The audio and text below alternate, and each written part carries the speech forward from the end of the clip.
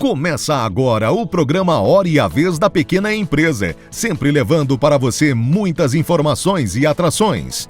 O economista Roberto Luiz Troster projetando o que vai acontecer com a economia nacional e internacional após o aparecimento do coronavírus. O advogado Piraci Oliveira dando importantes dicas sobre a declaração do imposto de renda deste ano, especialmente para os empresários, além de dicas e curiosidades. E nesta semana o presidente do Simples, Joseph Cury, recebe a diretora da Associação Brasileira de Fintechs, Ingrid Bart, que analisou o mercado das fintechs no Brasil. Fique conosco.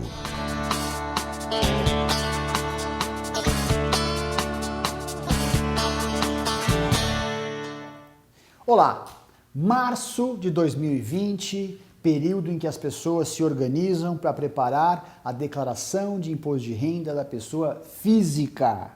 Para aqueles que têm empresa, empreendedores, chamados autoempregadores, aqueles que têm mesmo MEI, momento de grande reflexão, de sentar à mesa, abrir os papéis de trabalho para elaborar a declaração de imposto de renda. Aqui vão algumas dicas, não técnicas quanto à declaração de imposto de renda, não é esse o propósito, mas algumas dicas do ponto de vista do empreendedor. Muito bem. Você que é empreendedor, que é empresário, que é MEI, tem que preencher sua declaração de imposto de renda, obviamente, com essa característica. Muito bem, o empresário tem duas fontes de rendimento básicas. A primeira delas é prolabore e a segunda é distribuição de lucro. Já falamos em outros programas e agora restabeleceremos algo que me parece muito oportuno. O prolabore do empresário, especialmente o microempresário ou aquele que trabalha numa empresa pequena, não deve ser um salário mínimo. Um salário mínimo de prolabore e a compensação, a complementação como distribuição de lucro pode ser entendido como planejamento tributário ilícito e essa distribuição de lucro pode ser entendida como prolabore, cuja tributação é 54% mais acréscimos legais. Então, primeiro ponto, muita atenção com relação à determinação do prolabore. Prolabore de um administrador de empresa deve ser o valor razoável e não é um salário mínimo. Segundo ponto, a distribuição de lucro é isenta. Sim, mas a frase não termina aí. A distribuição de lucros que é isenta é aquela contabilmente suportada. E isso vale para empresas do lucro presumido, do lucro real e mesmo do MEI. Você que tem uma MEI, é um microempreendedor, você recebeu ao longo do ano 30 mil reais de faturamento. Pagou o seu imposto, 50 e poucos reais, não pense que o restante é distribuível de modo isento. Não é assim que funciona. Para que seja isento, mesmo o MEI deve ter contabilidade que suporte a distribuição de lucro. Não acredite na ideia de receber 3 mil reais no mês, pagar 50 e poucos reais e ter o restante como distribuição isenta. Não é assim que funciona. Para quem fez isso, tabela progressiva, 27,5%. Mas o principal ponto vai para as empresas do lucro presumido. É isento de imposto de renda a distribuição, mesmo que antecipada, ou de lucros acumulados, de lucro contábil. O lucro contábil é aquele efetuado, é aquele resultante, é a última linha de um balanço bem feito.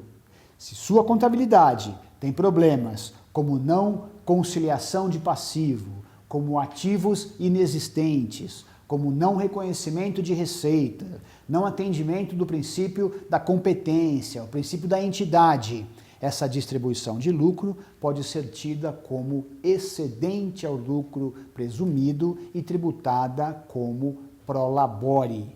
Portanto, na hora de fazer a declaração de imposto de renda de você que é um microempreendedor ou mesmo empresário, especialmente do lucro presumido, toda a atenção do mundo, porque não é tão simples assim.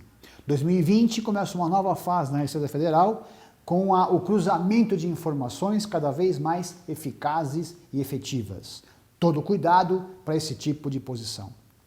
Próximo programa, seguiremos com essa mesma matéria, tendo em vista que o prazo é final de abril. Até lá!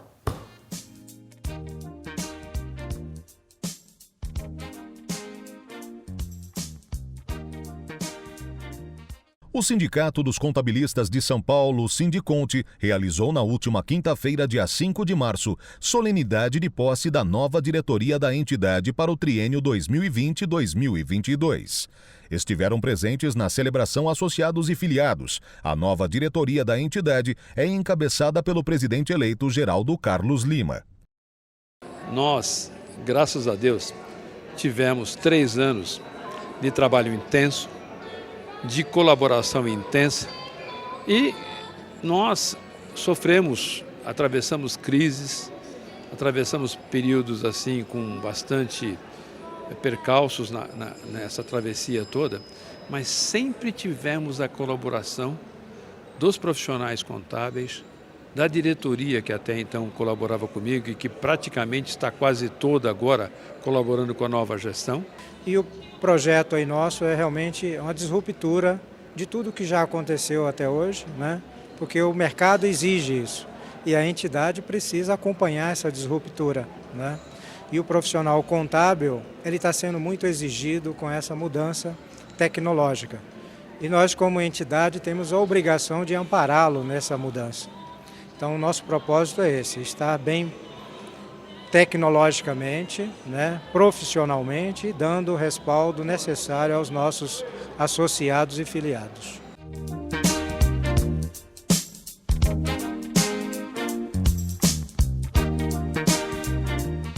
Uma preocupação de todos é a questão do coronavírus. Como isso deve afetar a economia mundial e a economia brasileira. Nos Estados Unidos houve uma reunião com uma redução brusca da taxa de juros. O presidente prometeu $1 bilhão para enfrentar a ameaça. Até que ponto isso é por conta da ameaça ou é por conta de uma justificativa que a economia americana já estava se desacelerando, é uma questão que pode ser debatida. Internamente, obviamente, o potencial de algo mais grave existe, mas é muito remoto. Por quê? O que aconteceu é que quando você teve a crise na China, parou a produção de alguns itens. Os chineses foram rápidos, isolaram a área e pararam de exportar alguns itens.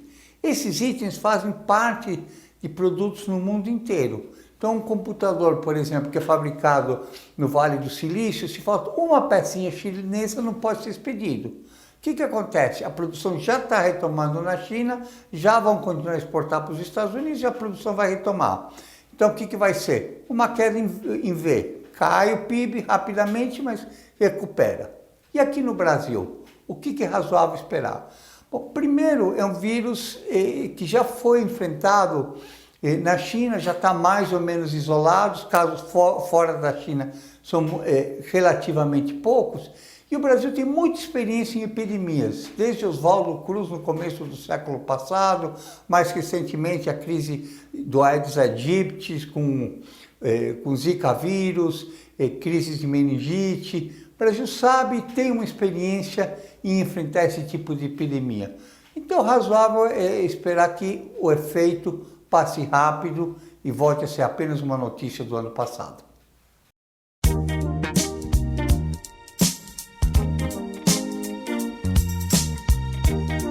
De 9 a 11 de março acontecerá no São Paulo Expo a Ano Food Brasil 2020, feira exclusiva para o setor de alimentos e bebidas.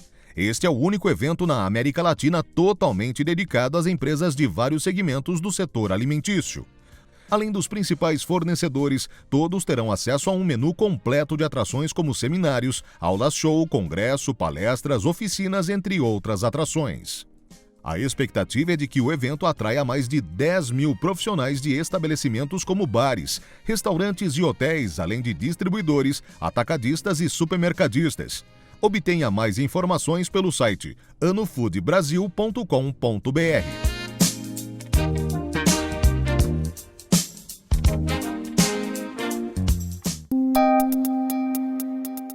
Entrevista da semana. A nossa convidada de hoje é empresária e está aqui representando a diretoria, na condição de diretora, da Associação Brasileira de Fintechs. A nossa convidada é Ingrid Bart. É um prazer tê-la conosco. Prazer o meu. O que é uma fintech? É uma ótima pergunta. A fintech, ela é uma startup que, resumidamente, é uma empresa com um DNA muito tecnológico, que tem um modelo de negócio escalável, que presta serviços financeiros, como eu falei, de maneira escalável. Então, com uma equipe reduzida, com operacional reduzido, consegue atingir bastante clientes e reduzir custo operacional, trazer tecnologia para um setor super dinâmico e atender a nichos específicos. E o que precisa fazer para ter uma fintech? Acho que precisa gostar de serviços financeiros, gostar de empreender, entender bastante de legislação, porque muitas vezes a fintech tem uma dispensa de uma licença específica, mas ela tem que entender direitinho como você faz o cadastro desse cliente, como você otimiza a análise desse cliente, por exemplo, a análise do balanço, como você usa a tecnologia sem esbarrar na legislação. Então tem que gostar também dessa parte de legislação e gostar de cliente. Gostar de atender o cliente, de resolver bem esses problemas financeiros desses clientes. Na prática, você precisa de autorização do Banco Central? Não necessariamente. Quando você é muito pequeno, você é dispensado de uma licença específica, mas aí você tem que fazer uma parceria com uma instituição financeira que vai te emprestar, por exemplo, o Sistema de Pagamento Brasileiro, o SPB, que a gente fala, ou vai emitir as suas CCBs, no caso de uma fintech de empréstimo, de maneira reduzida. De novo, você pode oferecer serviços financeiros, sim, sem ter uma licença, com parceria com um banco. Ou seja, na prática, se um banco não te autorizar e você quiser começar pequeno, você não começa. Então você tem que ter uma penetração junto ao sistema financeiro atual. Exato. Aos olhos do Banco Central, ou você é diretamente vinculado a ele, através das licenças, ou indiretamente vinculado através de uma parceria. Não precisa ser necessariamente um banco. Pode ser uma financeira, por exemplo, que não oferta o mesmo produto que a fintech vai ofertar.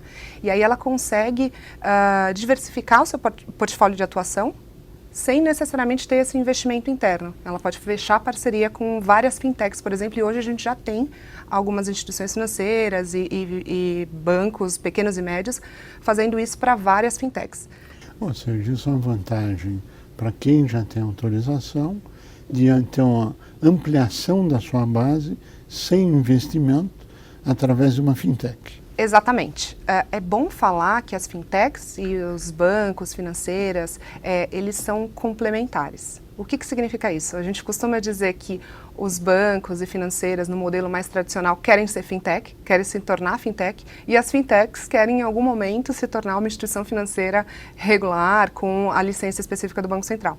Então, é uma relação de ganha-ganha. A gente consegue atingir vários públicos, ofertar produtos diferenciados, inovadores, e quem ganha é o consumidor de fato.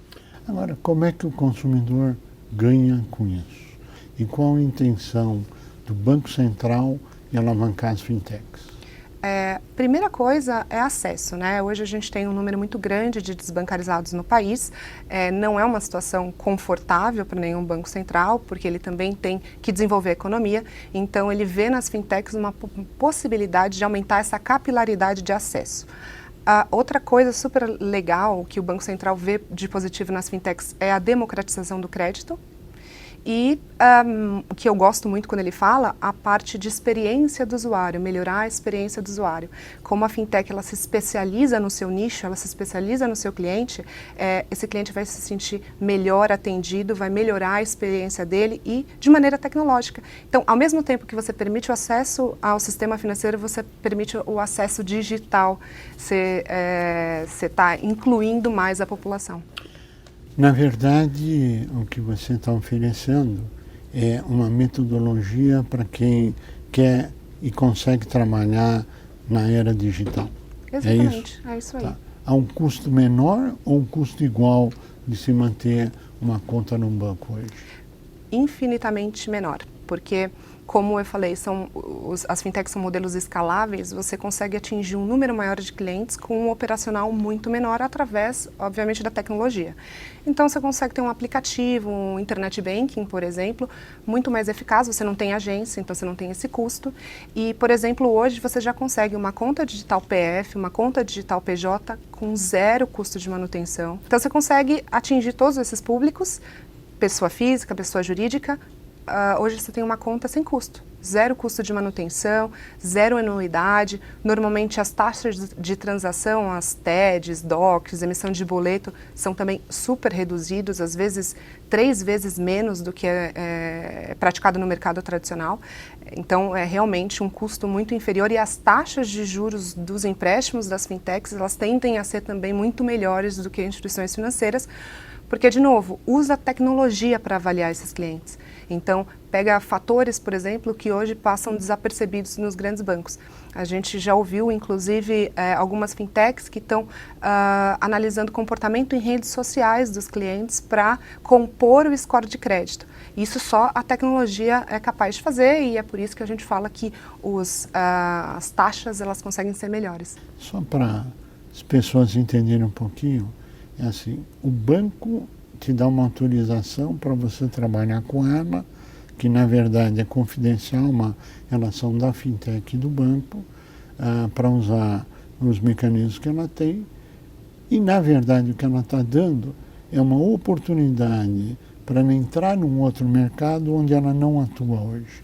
Na prática é mais ou menos isso? Exatamente. Então, assim, por que a gente fala que normalmente é um ganha-ganha? Como eu falei, a financeira, o banco pequeno, médio, ele consegue diversificar o portfólio, ele consegue usar melhor aquela licença bancária dele, que é cara, e dá oportunidade para o crescimento de outras fintechs. E muitas vezes nessa relação é estabelecido que só a fintech pode entrar em contato com o cliente dela. Então, os custos de aquisição desse cliente são só da fintech, toda a estrutura tecnológica é da fintech, de responsabilidade da fintech, o cadastro é da fintech, mas está transacionando lá no final no banco. Muitas vezes o cliente nem percebe que banco que está lá por detrás. É mais essa relação mesmo de quem está na frente do cliente é a fintech, e aí se operacionaliza isso através de uma estrutura bancária tradicional, sem que o cliente veja.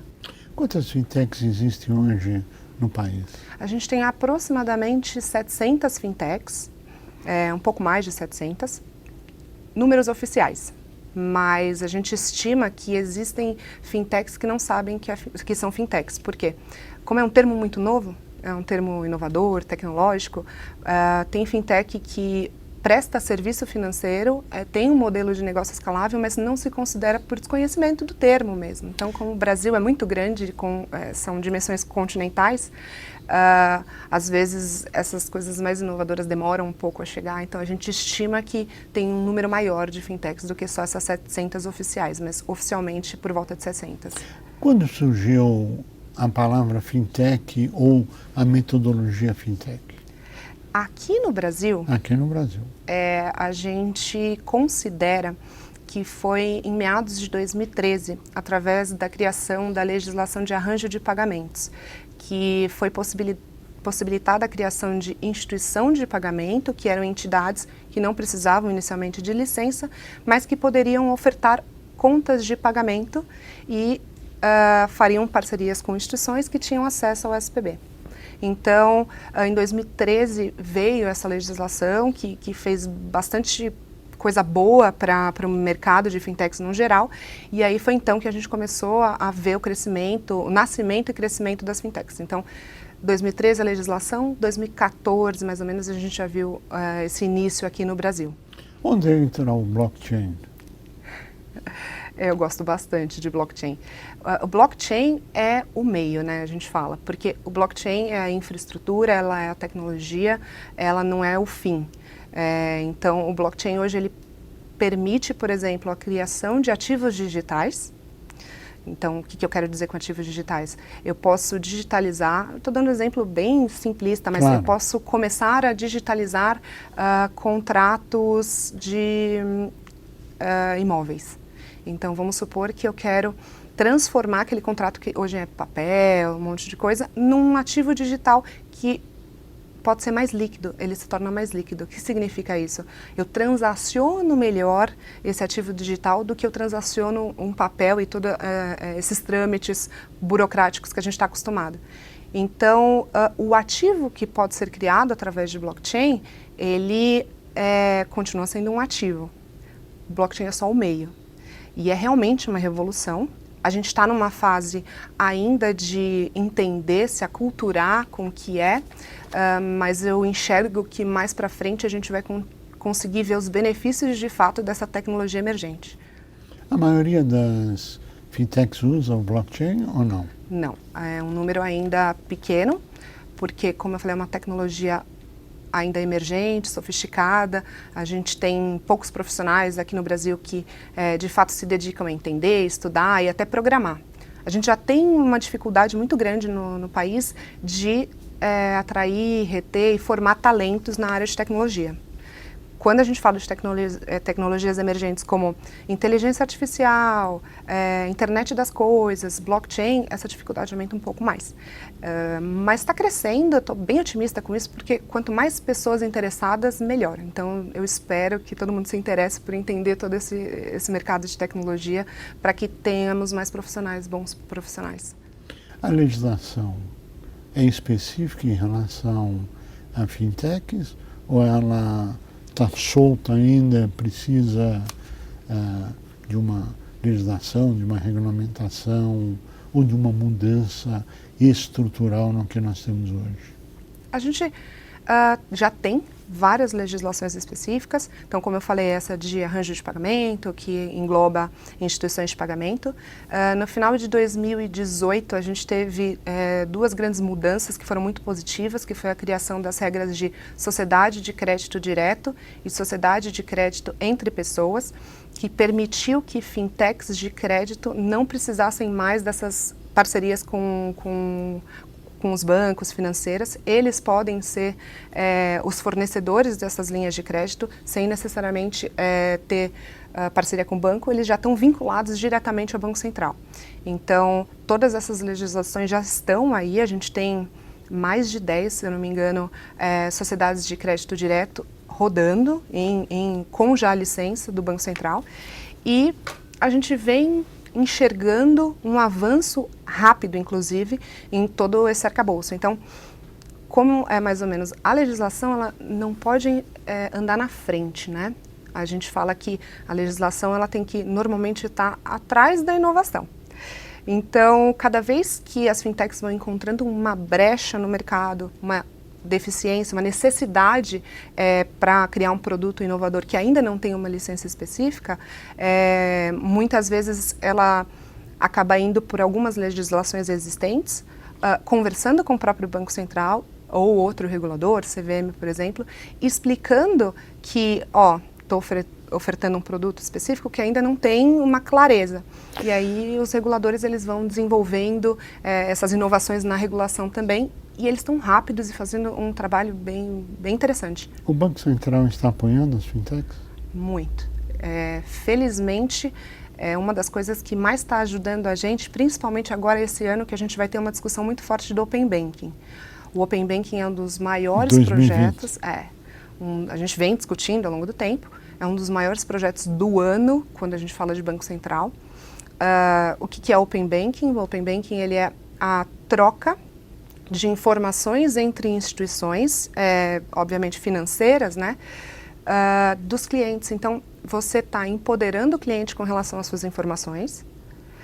O cliente agora pode decidir com quem ele quer compartilhar essas informações, e esse compartilhamento ele tem que ser feito de maneira tecnológica e segura. Então, toda essa legislação que a gente fala de Open Banking vai ser bastante animado, e o Banco Central tem ajudado muito as fintechs na participação dessas discussões. Nós chegamos ao final do nosso tempo, agradecemos muito a sua participação em debate e aos esclarecimentos, espero que todos possam utilizá-lo. A você que esteve conosco, o nosso mais profundo agradecimento, com a certeza que estaremos juntos na semana que vem. Até lá!